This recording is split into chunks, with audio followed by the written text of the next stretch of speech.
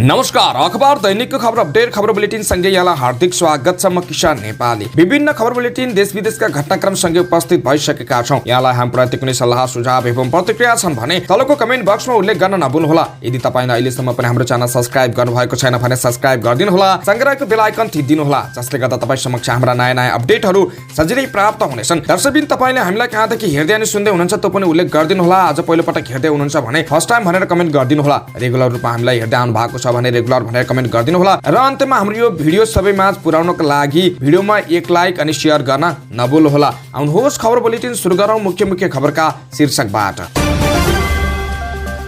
विमानस्थलमा बरामद 14 किलो सुनबारे छानबिन गर्न समिति गठन। एनसेल बिक्री प्रकरणमा छलफल गर्न राज्य व्यवस्था समितिले प्रधानमन्त्री बोलाउने।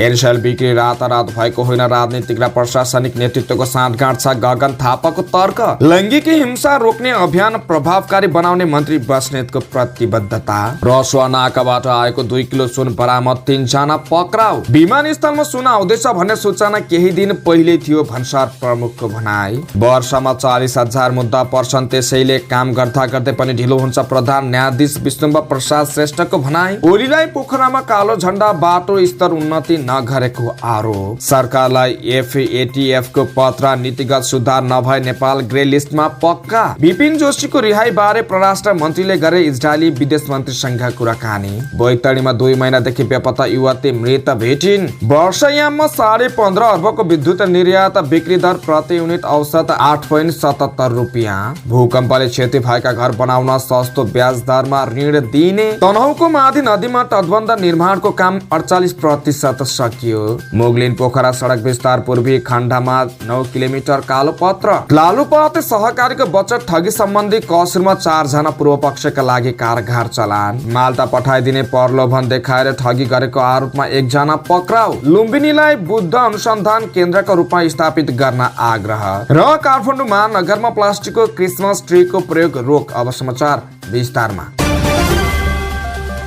त्रिभुवन अन्तर्राष्ट्रिय विमानस्थल भन्सार कार्यालयले विमानस्थलमा बिहिबार राति बरामद भएको 14 किलो सुनबारे छानबिन गर्न समिति बनाएको छ। भन्सार विभाग अधिकृत मणिराम पौडेलको संयोजकत्वमा बनेको समितिमा प्रहरी नायब उपरीक्षक सूर्यप्रकाश सुवेदी, भन्सार अधिकृत प्रकाश निरौला, दिलीप्रसाद शर्मा, शाखा अधिकृत मन्जु थापा रहेका छन्। बिहिबार राति करिब 14 किलो सुनसहित दुबईबाट आएका गोर्खाका चन्द्र घले पक्राउ परेका थिए। बिहिबार राति दुबईबाट आएका चन्द्र घलेको साथबाट करिब 14 किलो सुन बरामद भएको थियो।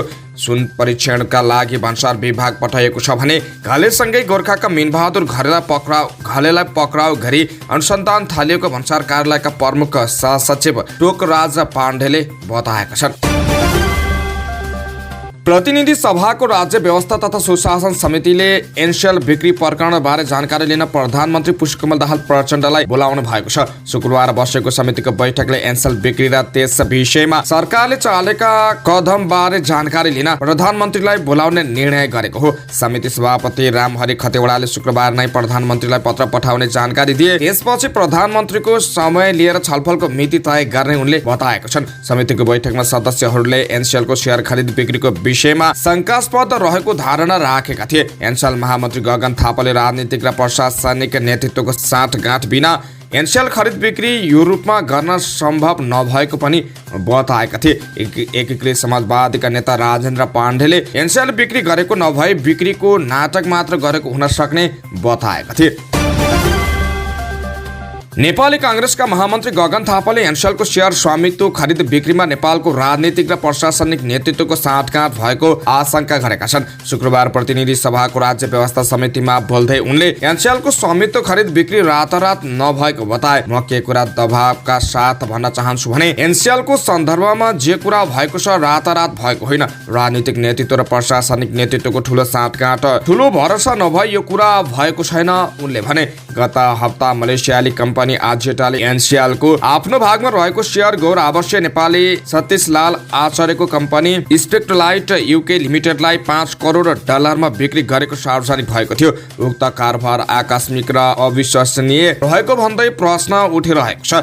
एनसेलको बिक्री छानबिन गर्न सरकारले समिति पनि गठन गरिसकेको छ। शुक्रबार राज्य व्यवस्था समितिको बैठकमा कांग्रेस महामन्त्री थापाले कर अधिकृतले गर्न सक्ने छानबिनमा सरकारले समिति नै बनाएको भन्दै समितिले ढाकछोप गर्न गर्नतिर जान सक्ने आशंका गरेका छन्। अब बल त समितिको कोटामा गएको छ। समिति ठिक छ कि छैन, समितिको बनोट ठिक छ कि छैन, ढाकछोप गर्नेतिर जाने हो कि यो कुरा कसले हेर्ने हो? थापाले प्रश्न गर्दै भने यो कुरा राज्य व्यवस्था समितिले हेर्नुपर्छ। सरकारले एनसेल बिक्री कुनै मन्त्रालयको विषय होइन, समिति बनाएर हेर्छु भनेको भन्दै समितिले ठिक ढङ्गले काम गर्छ कि गर्दैन हेर्नुपर्ने बताएका हुन्। स्वास्थ्य तथा जनसङ्ख्या मन्त्री मोहन बहादुर बस्नेतले लैङ्गिक हिंसा रोक्ने अभियानमा प्रभावकारी काम गर्ने प्रतिबद्धता जनाएका छन्। लैङ्गिक हिंसा विरुद्धको 16 दिने अभियान एवं स्वास्थ्य क्षेत्रको लैङ्गिक समानता तथा सामाजिक समावेशीकरण रणनीति 2080 सार्वजनिकरण तथा अन्तर्क्रिया कार्यक्रममा उनले यस्तो प्रतिबद्धता जनाएका हुन्। छलफलका क्रममा उनले हिंसा रोक्ने रणनीतिलाई व्यवहारमा उतार्नका लागि आफ्नो भूमिका सकारात्मक मात्र होइन प्रभावकारी समेत हुने बताएका छन्। त्यस क्रममा मन्त्री बस्नेतले भने लैङ्गिक हिंसालाई कसरी रोक्ने, यसका विरुद्धमा कसरी लड्ने भन्ने विषयमा रणनीतिक रूपले मन्त्रालयले तय गरिसकेको छ। यो अभियानमा सहयोग गर्ने नै हो, यसलाई कार्यान्वयन गर्ने काम हामी सबैको हो। भोलिका दिनमा हाम्रा कार्यक्रमहरूलाई प्रभावकारी तरिकाले अगाडि बढाउन सकेनौं भने जति वर्ष काम गरे पनि परिणाम दिन सक्दैनौं। त्यसकारण परिणाम दिन सक्ने हिसाबले काम गर्नुपर्छ। 6 महिना भित्रमा स्वास्थ्य मन्त्रालयलाई हेर्न लायकको बनाउने भन्दै उनले भने यसका लागि पञ्चवर्षीय योजना नै चाहिँदैन, सबै एकबद्ध भएर अगाडि बढ्नुपर्छ। यसका लागि मन्त्रालयले गर्नुपर्ने भूमिकामा कमी रहँदैन। काठमाडौँ नागढुङ्गाबाट प्रहरीले 2 किलो सुन बरामद गरेको छ। उपत्यका अपराध अनुसन्धान कार्यालय काठमाडौँले नागढुङ्गाबाट 2 किलो सुन बरामद गरेको एसएसपी सोमेन्द्र सिंह राठौरले बताएका छन्। उनका अनुसार यो सुन रसुवा नाकाबाट काठमाडौँ तर्फ ल्याइँदै थियो। विशेष सूचनाका आधारमा खटिएको टोलीले सुन बरामद गरेर 3 जनालाई नियन्त्रणमा लिएको उनले बताएका छन्। प्रहरीले पक्राउ पर्नेहरूको नाम सार्वजनिक गरेको छैन। गए राति मात्रै त्रिभुवन अन्तर्राष्ट्रिय विमानस्थलमा दुबईबाट आएको 14 किलो सुन बरामद भएको थियो। उपत्यका अपराध अनुसन्धान कार्यालयले 2 दिन अघि पनि न्युरोडको सुन पसलमा छापा मारेर झण्डै 8 किलो अवैध सुन बरामद गरेको थियो।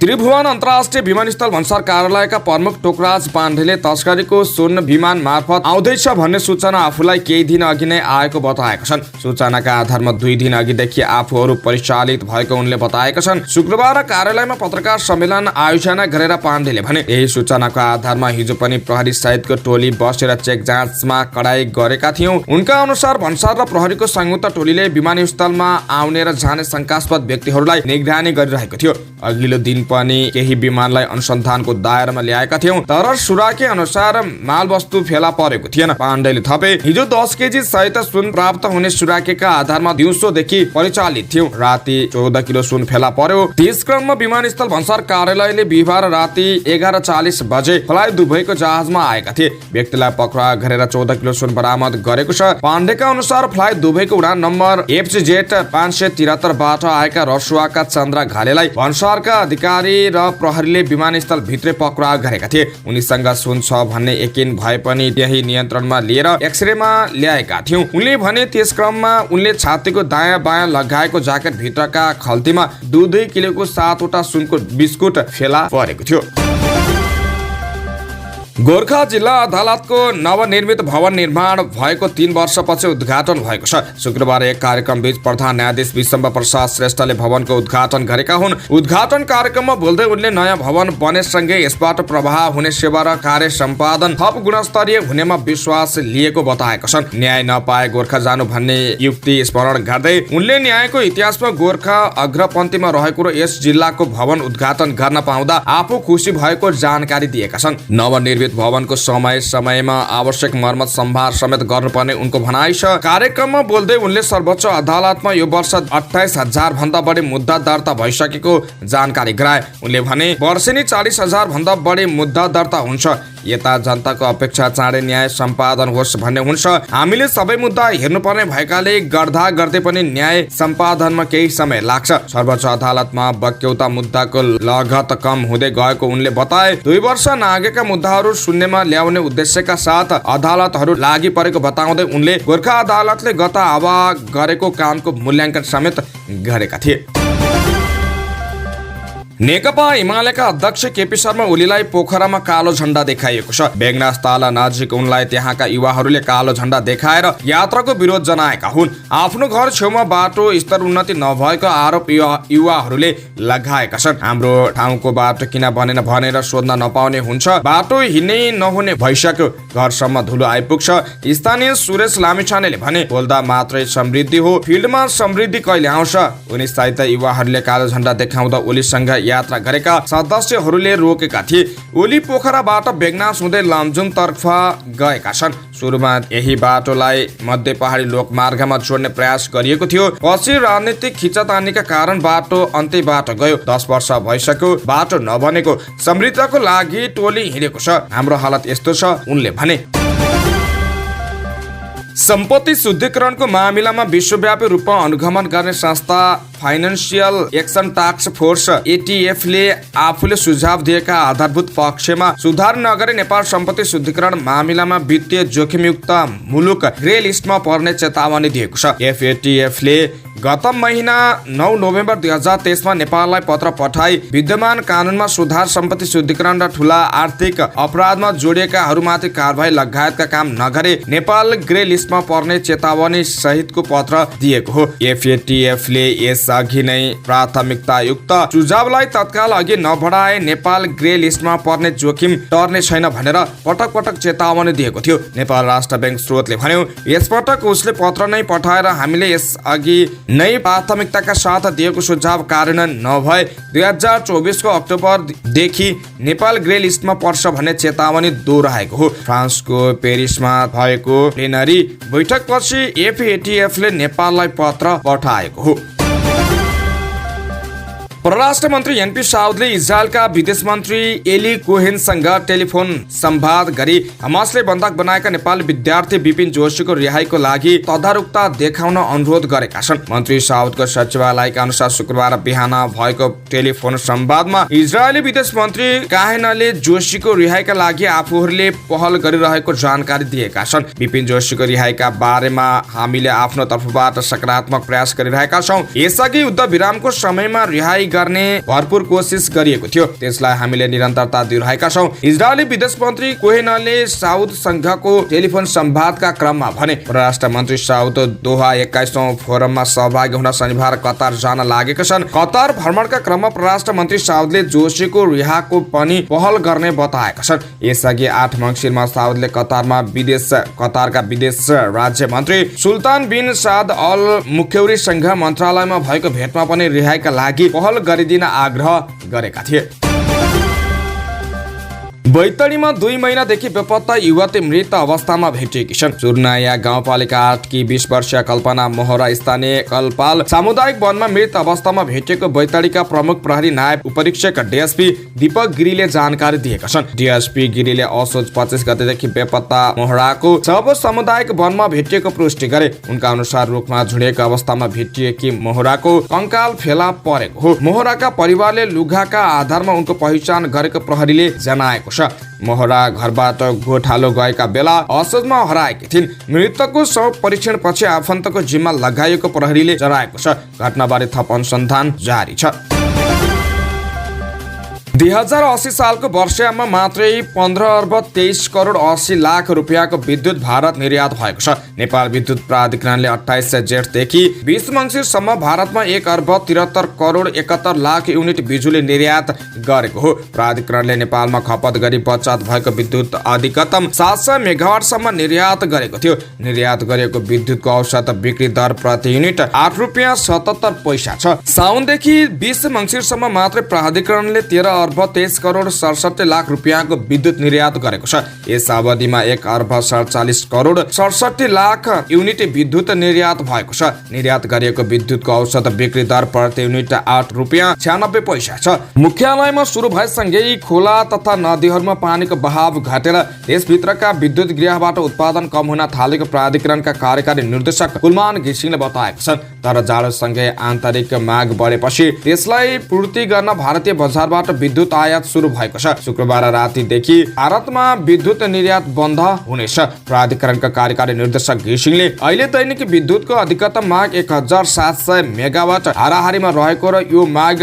आन्तरिक उत्पादनले मात्र नधान्ने हुँदा थोरै परिमाणमा विद्युत आयात सुरु गरिएको बताएका छन्। अहिले विद्युत उत्पादन र माग करिब बराबर छ। हाम्रा अर्ध जलसायुक्त विद्युत गृहहरूमा दिउँसो र राति पानी जम्मा गरी साँझ र बिहानको पिक समयमा चलाइरहेका छौँ, घिसिङले भने।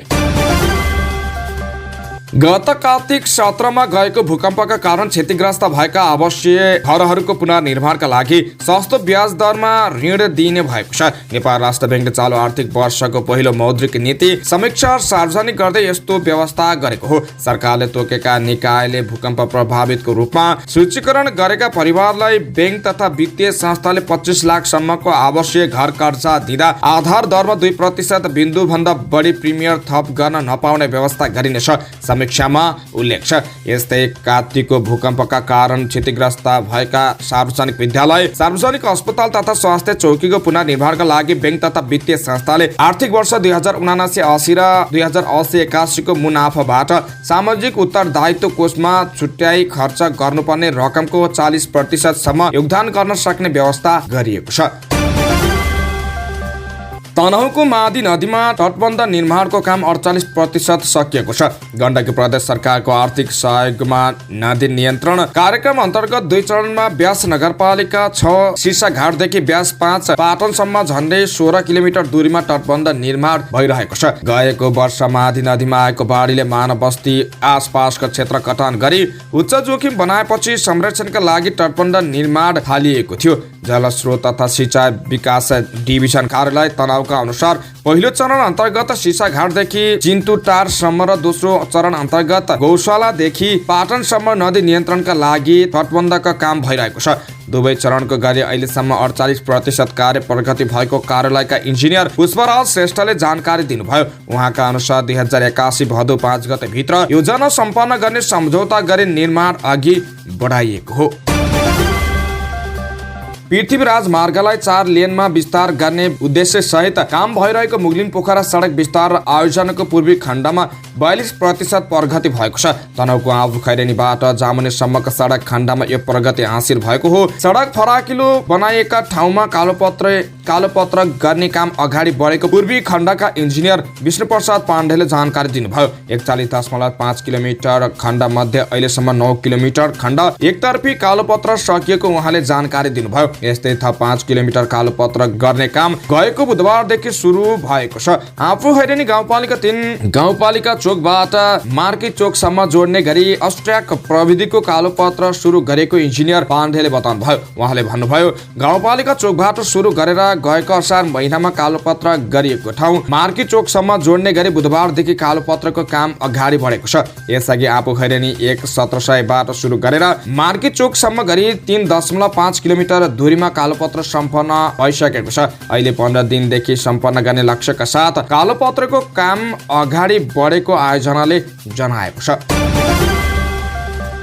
खोटाङको दिक्तेलमा रहेको लालुपाते बहुउद्देश्य सहकारी संस्थाको बचत ठगी सम्बन्धी कसेरमा 4 जना पूर्व पक्षका लागि कारबार चलान भएका छन्। सहकारीको बचत ठगी सम्बन्धी कसेरमा 35 जना विरुद्ध जिल्ला अदालतमा अभियोग दर्ता दायर भएकोमा 4 जना प्रतिवादी पूर्व पक्षका लागि कारबार चलान भएका हुन्। अदालतको आदेशमा बिहिबार सहकारीका अध्यक्ष अनिल जोशी, मृतकका भाइ सुनिल जोशी, सुनिलकी श्रीमती रबिना श्रेष्ठ, तत्कालीन प्रबन्धक रुकु श्रेष्ठ र ऋणी जसुदा पौडेल पूर्व पक्ष का लागि कारबार चलान भएको स्रोतदार सीताराम खड्काले जानकारी दिनुभयो। यस प्रकरणमा 5 जना प्रतिवादी धरोटीमा छुटेका छन्। स्रोतेदार खड्काका अनुसार सहकारीका लेखा समिति संयोजक प्रतिम श्रेष्ठ, लेखपाल सुमन राई र कोषाध्यक्ष रमा साखे जनाई 10 लाख तथा सहकारी सञ्चालक समितिका उपाध्यक्ष अर्जुन चौलागाई र सचिव मनोज राई 5-5 लाख रुपियाँ धरोटीमा छुटेका छन्। बचतकर्ताको लगानी अपचलन भएको विषयमा सहकारीका वर्तमान तथा निवर्तमान सञ्चालक समिति, सहकारीका अध्यक्ष जोशी तथा उनका परिवार, सहकारीका प्रबन्धक, लेखापाल र ऋणी विरुद्ध मुलुकी फौजदारी कार्यविधि संहिता 2074 को दफा 32 बमोजिम जिल्ला अदालतमा मङ्सिर 23 गते अभियोग पत्र दायर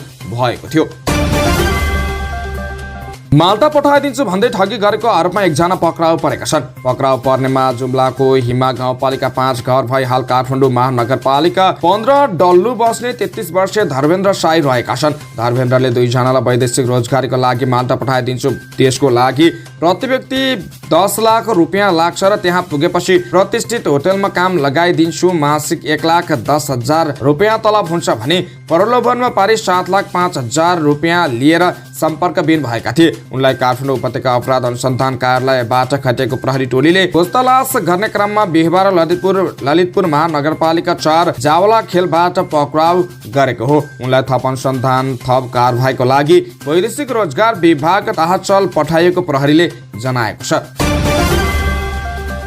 लुम्बिनी विकास कोषका उपाध्यक्ष प्रथम इल्मु खेन्पो छिमेट छिरिङ डाक्टर लोहारक्याल लामाले लुम्बिनी क्षेत्रलाई बौद्ध अनुसन्धान केन्द्रको रूपमा स्थापित गर्न अन्तर्राष्ट्रिय बौद्ध मार्गी समुदायसँग आग्रह गरेका छन्। काठमाडौँ स्थित भारतीय दूतावास र लुम्बिनी बौद्ध विश्वविद्यालयद्वारा संयुक्त रूपमा आज आयोजित सामुदायिक विकास र विश्वव्यापी कल्याणमा बौद्ध शिक्षाको प्रभाव विषयको अन्तर्क्रिया कार्यक्रमलाई सम्बोधन गर्दै उनले 3 जना बुद्ध करकुच्च छन्द बुद्ध कनकमुनि बुद्ध र शाक्यमुनि बुद्धको जन्मस्थल भएको तथ्य प्रमाणित भएको भन्दै बुद्धको पवित्र जन्मस्थल लुम्बिनी क्षेत्र बौद्ध अनुसन्धानको केन्द्र हुनुपर्ने धारणा राखेका हुन्। बुद्धको पवित्र जन्मस्थलबाट बुद्ध धर्मको सुरुवात भएको भन्दै उपाध्यक्ष डाक्टर लामाले विश्वकै शान्तिको स्रोत बुद्धको पवित्र जन्मभूमि लुम्बिनी रहेको समेत बताएको छन्। बौद्ध शिक्षाको महत्व विश्वभर भएको र बुद्ध धर्म आस्था मात्र नभएर दर्शन र सिद्धान्त रहेको जिकिर गर्दै उनले बुद्ध शिक्षा मार्गदर्शन रहेको तथा यसको अनुसरण र परिपालना हुनुपर्ने समेत बताएका छन्। काठमाडौँ महानगरपालिकाले महानगर क्षेत्रभित्र प्लास्टिकका क्रिसमस ट्री राख्न निषेध गरेको छ। वातावरणीय दिगोपनलाई प्रवर्धन गर्ने उद्देश्यले महानगरपालिकाले आगामी चाडबाडका लागि प्लास्टिकको क्रिसमस ट्रीको प्रयोगमा रोक लगाएको हो। महानगरपालिकाले काठमाडौँ भरका सुपरमार्केटमा प्रदर्शनीबाट प्लास्टिक क्रिसमस ट्री हटाउने कार्यलाई तीव्रता दिएको छ। तिहारमा प्लास्टिकका फुलमाला बिक्री वितरण गर्न रोक लगाएको काठमाडौँ महानगरपालिकाले प्लास्टिकका क्रिसमस ट्री पनि प्रयोग गर्न रोक लगाएको छ। हरेक वर्ष 25 डिसेम्बरमा मनाइने क्रिसमस डे नेपाली पात्र अनुसार यस वर्ष पुष 9 गते परेको छ। क्रिसमस डेको अवसरमा क्रिसमस ट्रीलाई झिलिमिली बत्तीले सजाएर राख्ने चलन छ। प्लास्टिकका क्रिसमस ट्री, प्लास्टिकका फुल माला र सजावट अन्य सामग्री किनबेच नगर्न पनि महानगरपालिकाले अनुरोध गरेको छ। हवस् त यिनै खबरसँगै आजलाई अखबार दैनिक सकियो। स्वस्थ ताजा अनि निष्पक्ष समाचारको लागि हाम्रो च्यानल सब्स्क्राइब गर्न नभुल्नुहोला। बिदा हुन्छौँ, नमस्कार।